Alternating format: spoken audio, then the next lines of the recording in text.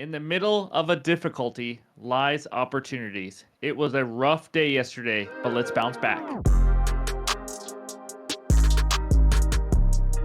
What's going on, everyone? Welcome back in to another episode for Just a Bet Outside. I'm your host, Steven, and I don't know what else to tell you. It was the worst day of the MLB season, and when you bet 150 or more days of baseball, you're going to have one of these days.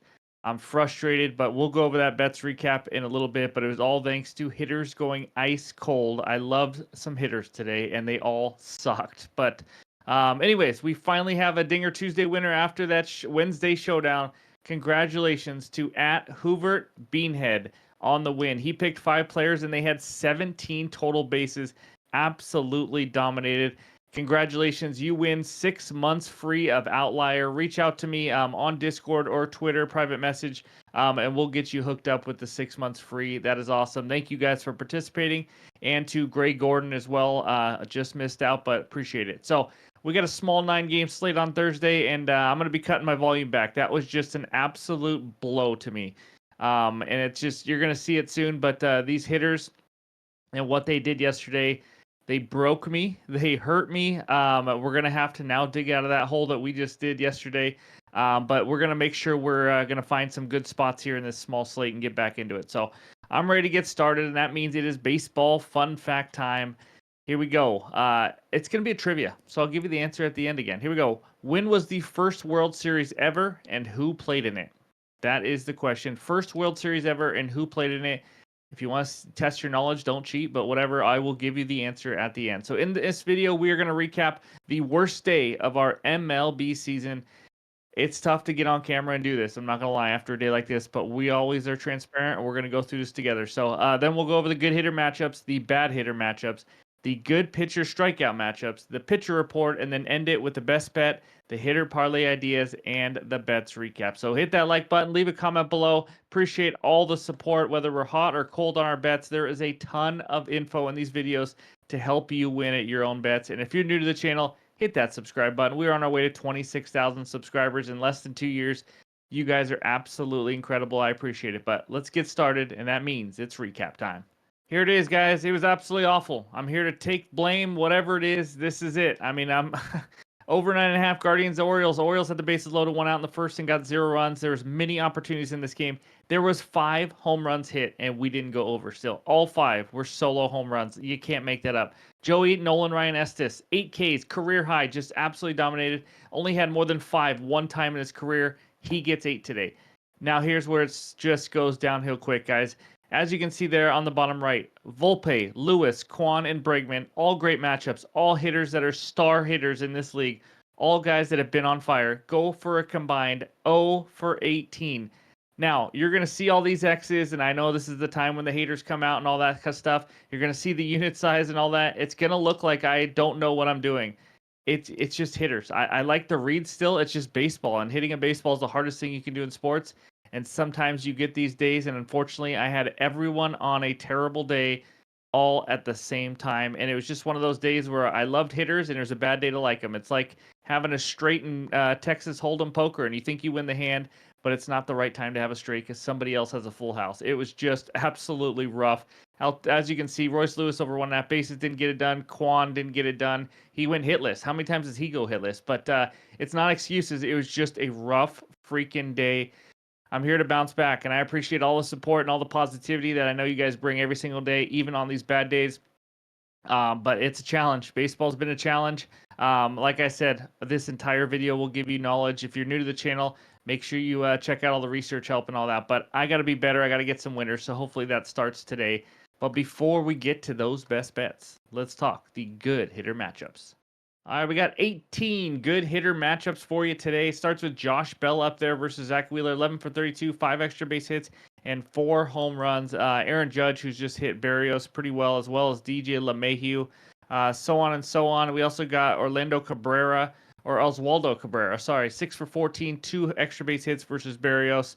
And then over there on the right, just obviously less at bats, but Castellanos 4 for 8, Benson 5 for 8 against Miles Mikolas.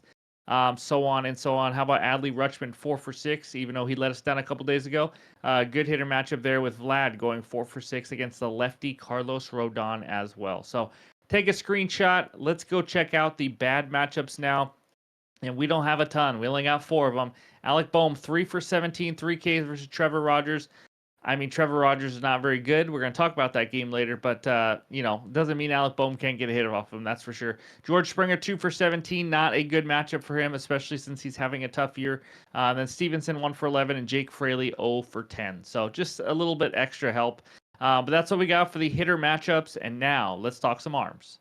All right, we got 2 of them for you. As you can see here, Chris Sale got moved back a day, and now he's going to face the White Sox in a 1-game series. That's right. It is a makeup game. The Braves have to now travel to Chicago, play 1 game, and then head back home for another series the next day.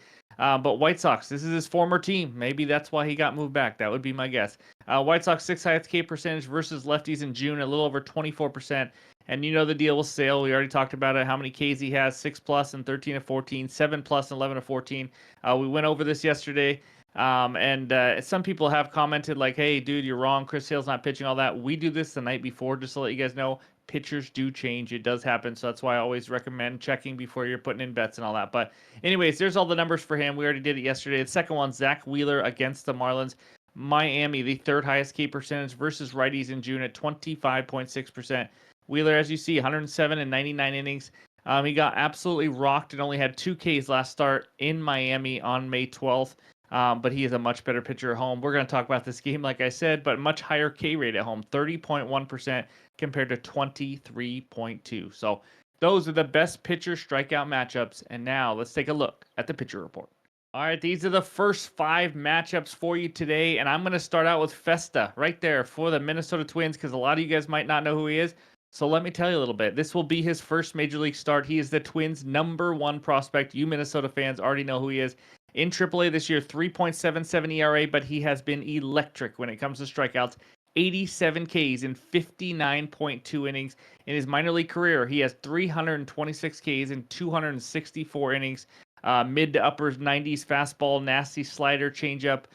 He can miss some bats. Obviously, minor leagues and major leagues are a lot different. Arizona is a little tougher matchup to strike out, but it will be his first start, so Arizona's obviously never seen him. So I just want to point that out. But other than that, Jack Flaherty, who has just been a stud, just unbelievable this year, under 2 ERA, under 2 expected, high K percentage, all that, going up against the Angels. And if Estes can strike out 8 Angels, apparently Flaherty might be able to strike out 28. I don't know, but not possible. But anyways, Imanaga. He's been a little up and down lately after just an unbelievable start. The Giants do hit lefties well, but we'll see if Imanaga can bounce back. He has been solid overall on his numbers. Chris Sale, we know how good he's been. And then Trevor Rogers, Zach Wheeler, I am not going to talk about that game anymore because we are talking about it in a bit. But anyways, there it is right there. As you can see, Jordan Montgomery giving up the most hits per 9 innings at 11, not missing many bats. Starting to, looks like he's maybe coming around a little, but still not even close to his old self or anything like that. And Jordan Hicks, he has been solid this year, especially at home. So that's what we got for the first 5 matchups. Now let's take a look at page 2 and the final 4. And we got the ace for the Baltimore Orioles and Corbin Burnes going up against John Gray of the Texas Rangers. Orioles finally getting that win, ending that losing streak. And then Carlos Rodon versus Jose Barrios. These 2 teams obviously know each other well. That should be a good matchup. Then the lefty, Andrew Abbott versus Miles and Miles of Mikolas. As you can see, Andrew Abbott's had a better year this year, that's for sure. Miles is not that great, but he has been a little bit better recently, surprisingly. And then Ben Lively versus Michael Waka Waka of the Kansas City Royals as the Royals try to get out of this absolute tailspin that they've been in the last few weeks. So there's all the Ks, hits per 9. If you look at who has the most hits per 9 on this page, looks like John Gray of the Texas Rangers, the highest K percentage. Everyone's right around average here, but it's Corbin Burnes, 23.9 and above average. And so on and so on. So anyways, that's page 1 and page 2 of the pitcher report.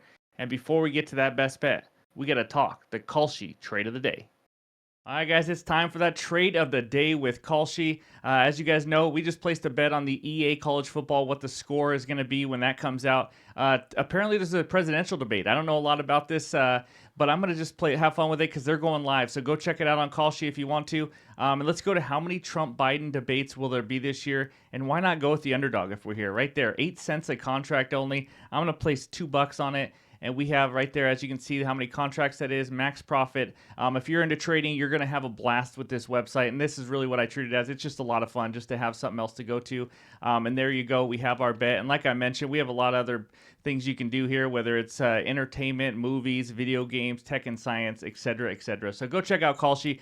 Link is below. You can get a $20 credit if you sign up, and you're one of the first 500 people to sign up. So that's what we got for the trade of the day. And now back to the bets. All right, this first bet takes us out to Citizens Bank Park. We got the Phillies hosting the Miami Marlins. Phillies on the money line minus 290, Marlins plus 235 with a total of 7.5 runs.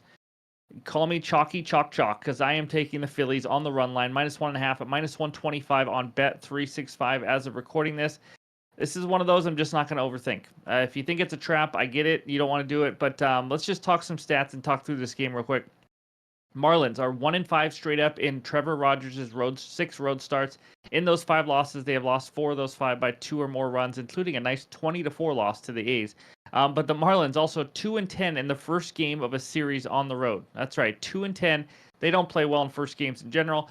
4-8 on the run line in those 12 games. Phillies, with Wheeler on the mound, they've won 9 of his last 13 starts. 8 of those 9 wins have been by 2 or more runs. Those are the stats I got for you. But anyways, here's the matchup. Zach Wheeler, Trevor Rogers. Rogers, he's just been inconsistent. He's not a good pitcher. I've never been impressed by him. I was actually like a few years ago. Thought he had a chance. He was, a good rookie. Thought he was one of those up-and-coming pitchers, but he just hasn't. He had some injuries and just hasn't been the same. And he has been a little better since the start of the year, but still almost a 5 ERA. He has some control issues, 2 or more walks in 7 of his last 10 starts. And he's faced Philly already this season. He gave up 5 runs in 3.1 innings in Miami. This is one of the toughest matchups you can have. It's going into Philly. This Philly offense since May 1st against lefties, 6th best overall WRC+, 3rd ISO power, 5th OPS, 4th slugging, 9th highest walk rate. You get the gist. They are freaking good. They have lefties in their lineup that still hit lefties. This is going to be a problem for Rodgers, in my opinion. And then Zach Wheeler. He was great his last time out against the D-backs. 1 earned run and only 2 hits in 7 innings. But here's what I love about Wheeler. He's been absolutely lights out at home. That's right. He has a ridiculous 1.66 ERA at home. He has only given up 11 earned runs in 59.2 innings. Given up only a 162 batting average against when he's at home. He has a much higher K rate, like we talked about earlier. He has a much lower walk rate, etc., etc. He is awesome at home. He is facing a Marlins offense that just absolutely sucks. Let's face it. In June against righties, 2nd worst WRC+, lowest walk rate, 3rd highest K rate, 3rd worst slugging, 2nd lowest OPS. I mean, this is like one of the top offenses versus one of the worst. We know that, but in these splits it is.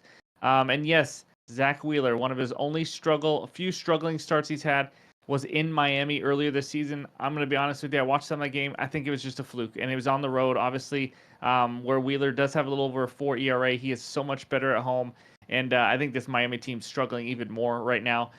So he's going to be motivated to get his revenge off a team that already hit him around. I know Rodgers, you can say, will be ready for revenge, but he's just not very good, and he's facing the Phillies offense. So it's a different kind of feel. I think Zach Wheeler just absolutely deals here. I almost went Phillies team total over 4.5, but instead I'm just going to go minus 1.5. I know home team minus 1.5 at minus 125.